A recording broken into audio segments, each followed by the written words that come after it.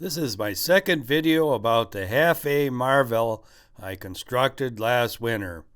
The main reason for building this plane is I want something to handle the Profi 049 engine I had purchased several years before.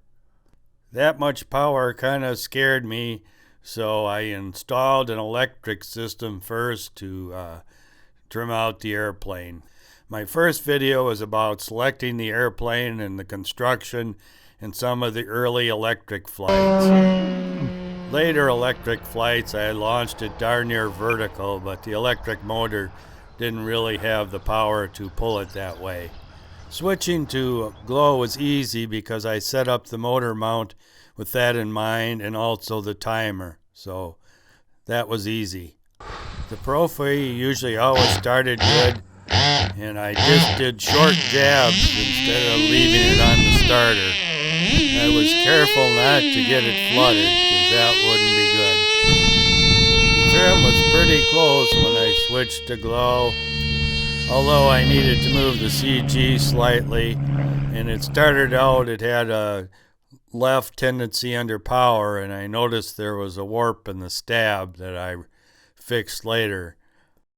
I only did 3-second engine runs, but in 3 seconds on a good climb it could get pretty high for this small field.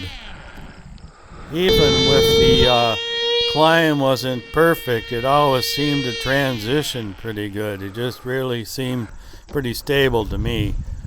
There were times when I didn't get the perfect engine run, and it appeared like it was starting to lean out in the air, and so whenever the engine started to pulse just as I was going to launch it, I stopped the engine run immediately and didn't let it continue. This flight here I did that, and then I missed getting the timer started, and it climbed pretty high and I had to stop it with RDT.